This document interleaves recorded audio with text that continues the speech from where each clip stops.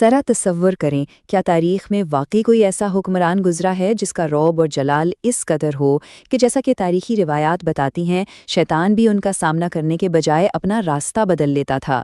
یہ محض کوئی فرضی کہانی نہیں ہے، بلکہ یہ ایک ایسی حقیقی اور مضبوط شخصیت کا خاکہ ہے جس نے تاریخ کا دھارا ہی بدل کر رکھ دیا۔ ہم ان کی زندگی کے ان حیران کن واقعات کو سمجھنے کی کوشش کریں گے جو آج بھی دنیا کے لیے ایک زندہ مثال ہیں۔ آج کے اس جائزے کو ہم نے 5 اہم حصوں میں تقسیم کیا ہے۔ پہلا، تاریکی سے روشنی کا سفر۔ دوسرا، خلافت اور بے مثال انصاف۔ تیسرا، عوام سے محبت اور خدمت۔ چوتھا، حکمت، دانشمندی اور جرأت۔ اور آخر میں شہادت اور ابدی پیغام۔ تو سب سے پہلے بات کرتے ہیں ان کی زندگی کے پہلے حصے کی، یعنی تاریکی سے روشنی کا سفر اور ان کا ابتدائی ارتقاء۔ یہ بات واقعی بہت حیران کن ہے۔ تاریخی ذرائع ہمیں بتاتے ہیں کہ اسلام لانے سے پہلے ان کا مزاج کتنا سخت تھا۔ وہ اپنے قبیلے کی روایات کے سختی سے پابند تھے۔ لیکن پھر کیا ہوا؟ جب دل میں ایمان کی روشنی اتری تو وہی سختی ایک بے پناہ عقیدت، نرمی اور حق کی حفاظت میں بدل گئی۔ انسانی تاریخ میں کسی بھی شخص کے اندر اتنی بڑی تبدیلی اور ارتقاء شاید ہی کبھی دیکھنے کو ملا ہو۔ اور یہ تبدیلی کوئی ایک دم سے نہیں آ گئی تھی۔ واقعہ کچھ یوں ہے کہ ایک دن وہ شدید غصے کے عالم میں اپنی بہن کے گھر پہنچے، لیکن وہاں جب انہوں نے قرآن مجید کی آیات کی تلاوت سنی، بس وہ الفاظ دل پر کچھ اس طرح اترے کہ ان کی دنیا ہی یکسر بدل گئی۔ وہ سیدھے نبی کریم صلی اللہ علیہ وسلم کی خدمت میں پہنچے اور ایمان لے آئے۔ سچ پوچھئے تو یہ واقعہ ہمیں بتاتا ہے کہ سچائی کس طرح بڑی سے بڑے اور سخت ترین دل کو بھی موم کر سکتی ہے۔ یہاں پر ایک لفظ پر غور کرنا بہت ضروری ہے، اور وہ ہے فاروق۔ اسلام لانے کے بعد انہیں یہ لقب دیا گیا۔ اس کا مطلب کیا ہے؟ اس کا مطلب ہے وہ شخص جو حق اور باطل، یعنی سچ اور جھوٹ کے درمیان بالکل واضح فرق کر دے۔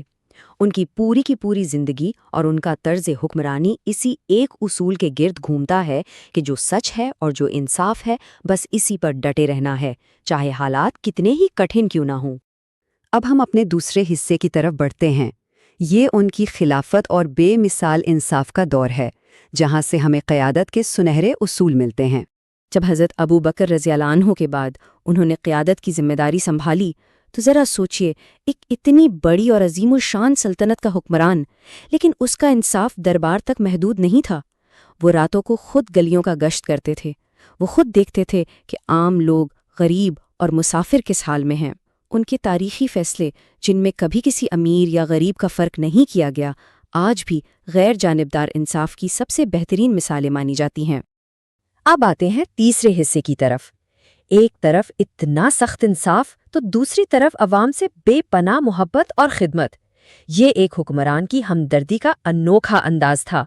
تاریخ میں ایسے کئی واقعات درج ہیں جہاں انہوں نے کسی بادشاہ کی طرح نہیں بلکہ ایک عام خادم کی طرح لوگوں کی مدد کی۔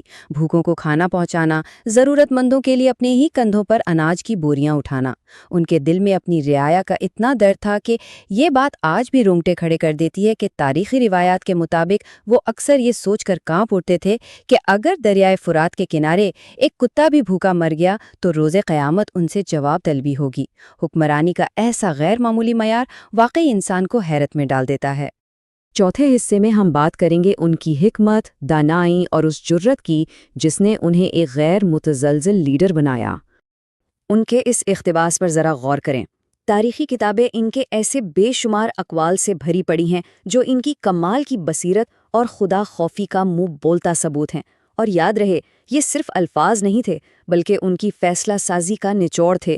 جب ریاست کو قحط اور مشکل ترین بحرانوں کا سامنا کرنا پڑا تو انہی اصولوں اور حکمت عملی نے اسلامی ریاست کو نہ صرف سنبھالا بلکہ اس کی بنیادوں کو ناقابل تسخیر بھی بنا دیا۔ ذرائع بتاتے ہیں کہ میدان جنگ ہو یا کوئی بھی اہم معرکہ، ان کی جسمانی اور اخلاقی بہادری کا کوئی ثانی نہیں تھا۔ ان کی شخصیت کا ایک عجیب سا رعب اور ہیبت تھی کہ مخالفین ان کے نام سے ہی متاثر ہو جاتے تھے، اور یہ ہیبت کسی ظلم کی وجہ سے نہیں تھی، یہ ان کی سچائی، بے باکی اور اصولوں پر کبھی نہ سمجھوتا کرنے کی وجہ سے تھیں۔ وہ ایک ایسی مضبوط چٹان تھے جس سے ٹکرا کر بڑی بڑی طاقتیں پاش پاش ہو گئیں۔ اور اب ہم اس جائزے کے آخری اور 5ویں حصے کی طرف پہنچتے ہیں، ان کی شہادت، زندگی کے آخری ایام اور ان کا ابدی پیغام۔ تاریخ بڑے دکھ کے ساتھ یہ واقعہ بیان کرتی ہے کہ کس طرح مسجد کے محراب میں ان پر ایک قاتلانہ حملہ کیا گیا۔ لیکن یہاں بھی جو بات سب سے زیادہ متاثر کن ہے وہ یہ کہ جب وہ زخموں سے چور تھے تب بھی انہیں اپنی ذات کی کوئی فکر نہیں تھی۔ ان کی ساری فکر اپنی امت اور عوام کے لیے تھی۔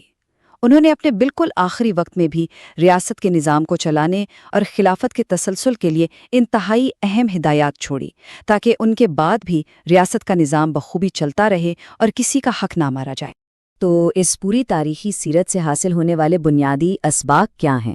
3 چیزیں بہت واضح ہیں۔ پہلا، بالکل مطلق اور غیر جانبدارانہ انصاف۔ دوسرا، اتنی بڑی حکومت کے باوجود ایک انتہائی سادہ طرز زندگی۔ اور تیسرا، دل میں خدا کا گہرا خوف۔ بس یہی وہ 3 ستون ہیں جنہوں نے ان کے دور خلافت کو تاریخ کا ایک سنہرا ترین باب بنا دیا۔ یہ صرف ماضی کے قصے نہیں ہیں بلکہ گورننس کا ایک مکمل اور عملی ماڈل ہے۔ اس معلوماتی نشست کے اختتام پر ایک سوال جو واقعی ہم سب کو سوچنے پر مجبور کرتا ہے وہ یہ ہے کہ آج کا ہمارا جدید معاشرہ جو قیادت کے اتنے سارے مسائل میں گھرا ہوا ہے وہ اس انصاف، سادگی اور خدا خوفی کے تاریخی معیار کو آج کے دور میں کیسے نافذ کر سکتا ہے؟ یقیناً اس سوال کا جواب تلاش کرنا ہم سب کی مشترکہ ذمہ داری ہے۔ اس تاریخی جائزے کا حصہ بننے کا بہت شکریہ۔